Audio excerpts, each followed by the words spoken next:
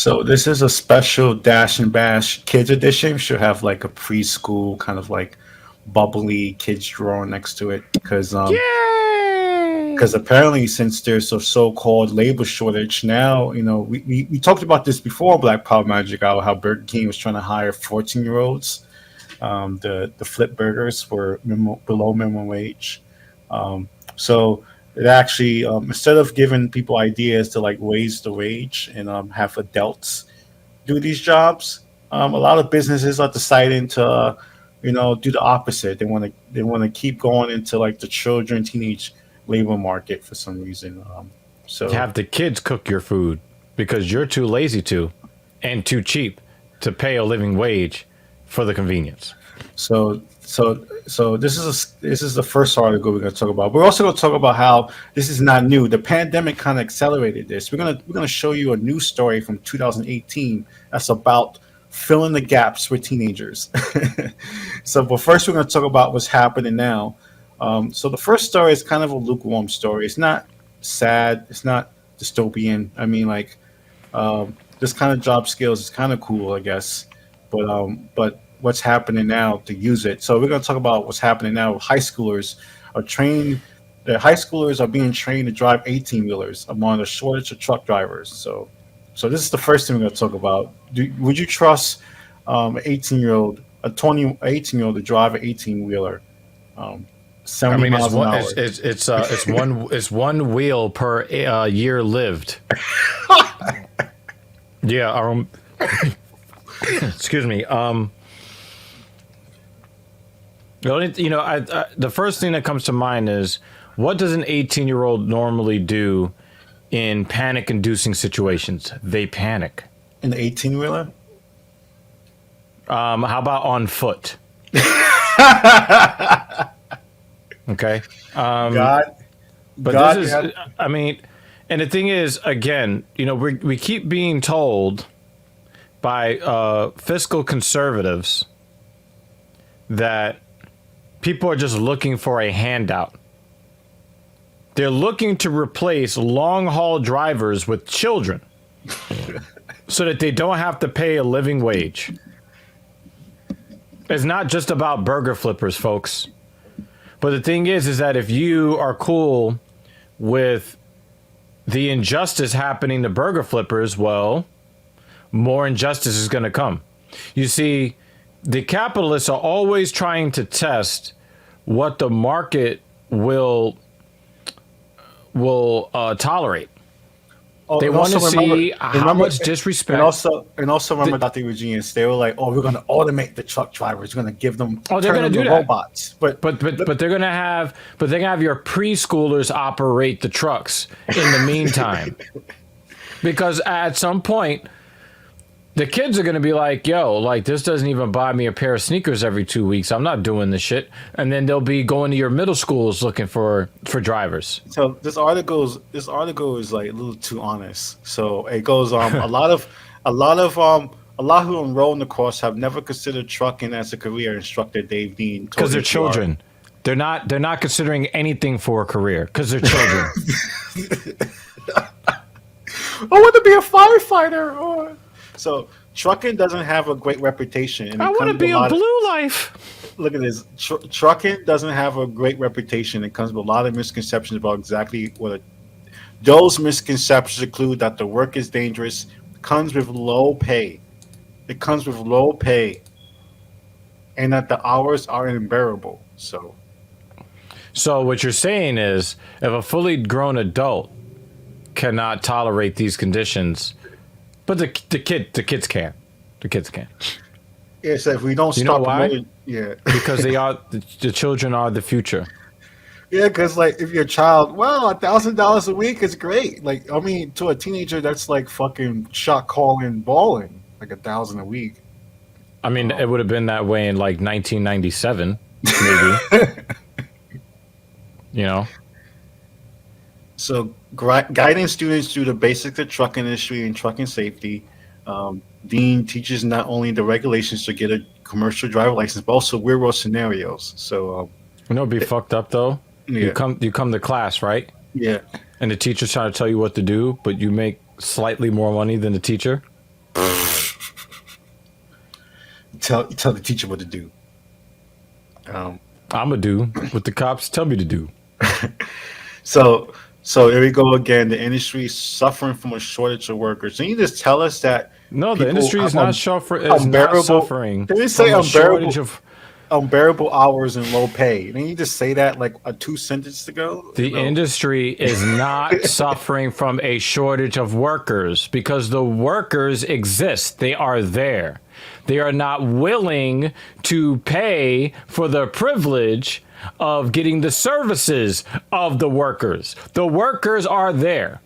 Yes, we have lost 740,000 Americans, but they weren't all truck drivers. The workers exist. So it says, but hiring teams to get behind the wheel of the big rigs could potentially solve this issue. So, ain't this wild? We need good, safe drivers instead of being a second or third. And you're going to choice. rely on the age group that has the highest car insurance rates because statistically speaking, they're the most likely to get into a collision on the road. So this article ends. I'm gonna read this sentence and then jump to the end of the article and tell me how much contradiction this article is doing right now. So Trent says we need good, safe drivers instead of being a second or third career choice for people. We're trying to be the first choice and really attract talent in our industry at a younger age.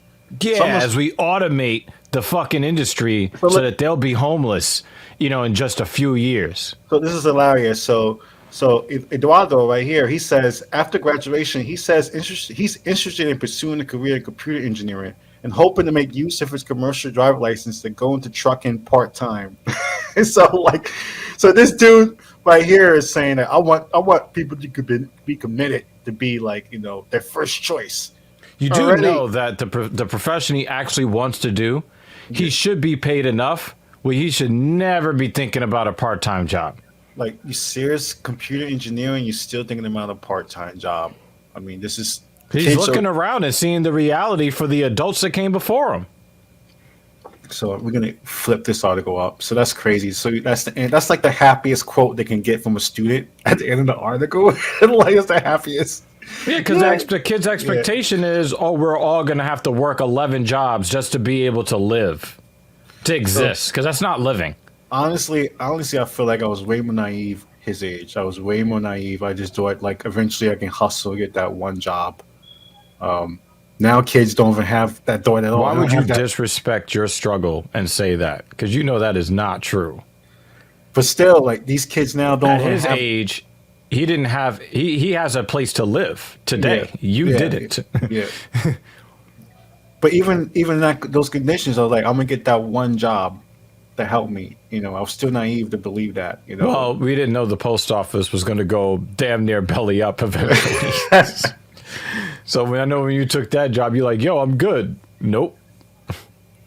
So I'm gonna flip to this other article. This gets crazy, ladies and gentlemen. We're going down the rabbit hole of children and teenagers using all the jobs of the future. Back to child labor.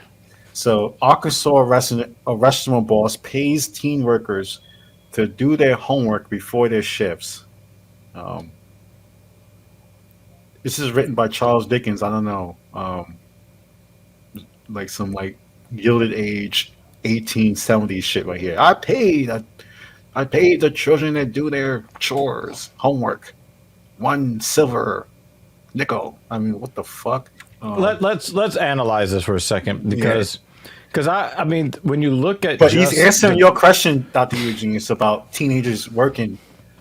Right, because the thing is, I had working papers when I was 14 or 15, right? Yeah. But it's I don't know. From first glance, it's really difficult to criticize this because if somebody would have paid me to do my homework, I would have done my fucking homework. Yeah. I wish the school would just pay us to do our homework, But that's especially since a lot of that homework, was for concepts that you couldn't actually use as adults. So if you're gonna have me learning this useless shit, there should be some sort of payoff for it. Whatever. But yeah, but so like, so the Arkansas restaurant is giving its student employees an extra hours pay to allow them time to do their homework, um, explore But wait, lakeside. how much are they paying them? Is it like $3?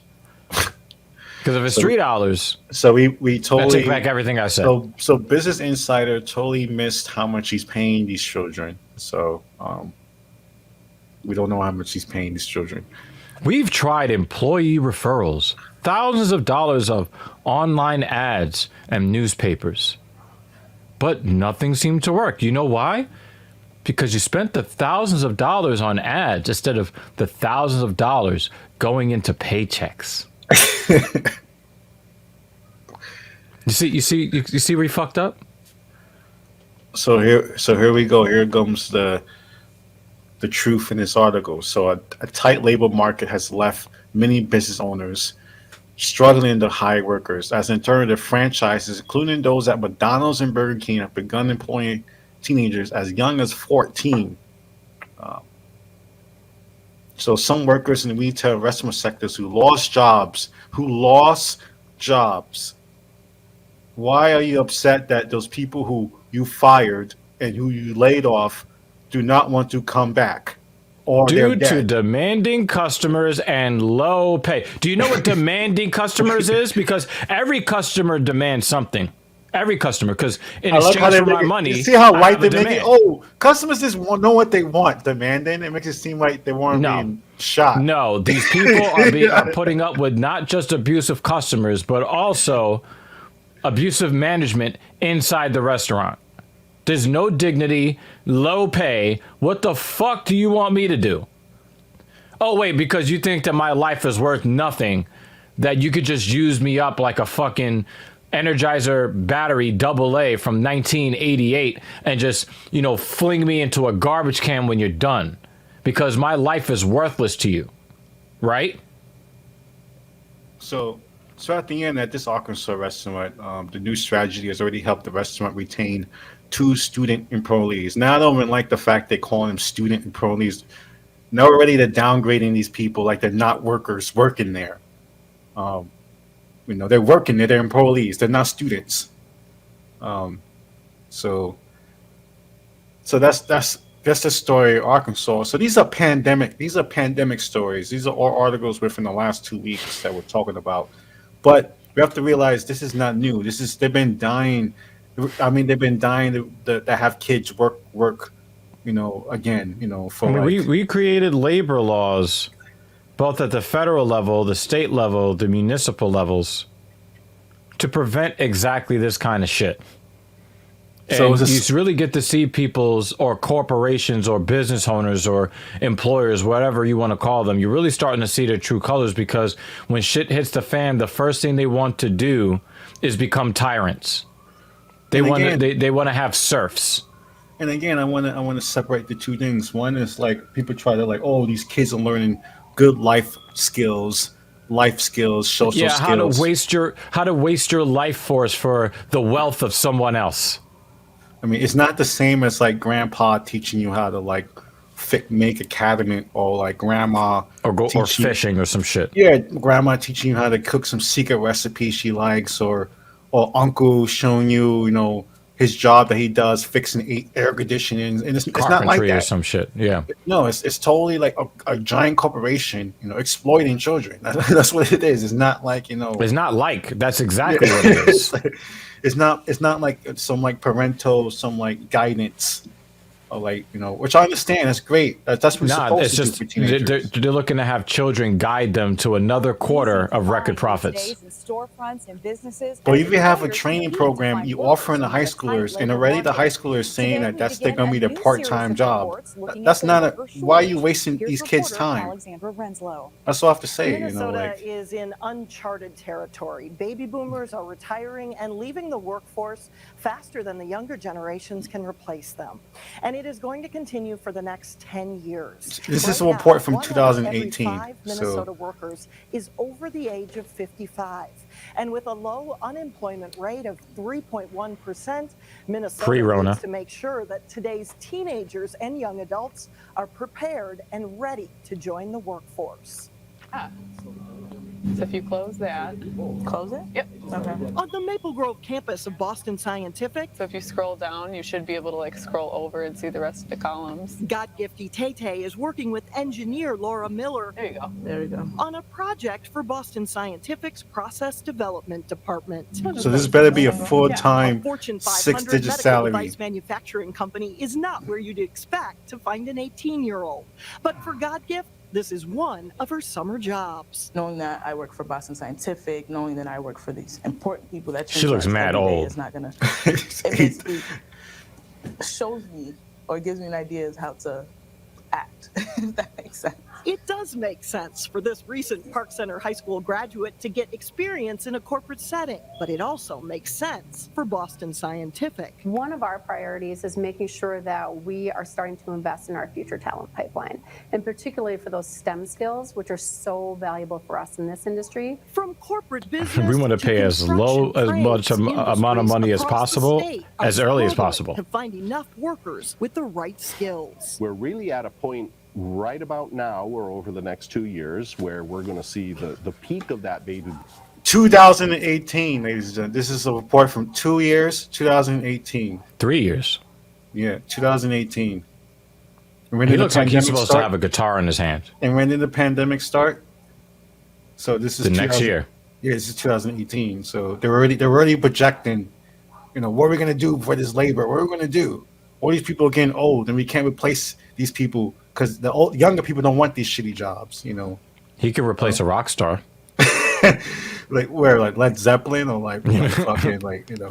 Boom generation hitting 65, and that's going to continue until the tail end of that baby boom generation hits 65 in about 2029. So we still have 10 or more years to go here in which those demographic trends are going to create this worker shortage. Steve Hine with the Minnesota Department of Employment and Economic He looks like Development Odin. says an aging workforce combined with a low unemployment Not with that rate belly. are fueling the worker Oh, shortage. shit. Workers are going to be increasingly hard to find, Oh, and we need to take advantage that? of every worker we rewind Oh, that. he said it. Increasingly We need to hard to take find. advantage of An every aging worker. Steve Hine with the Minnesota hear that again. Department We of throw that from the Employment back. and Economic Development says an aging Company's gonna be workforce hitting you from the combined back. with a low unemployment rate are fueling the worker shortage. Workers are going to be increasingly hard to find, and we need to take advantage of every worker we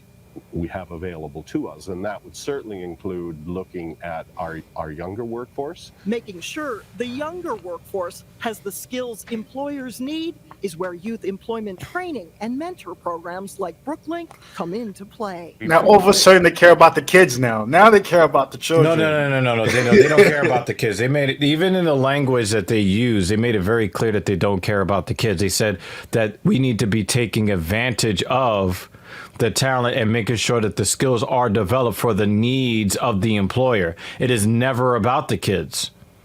It's about what they can extract from the kids. So this is wild.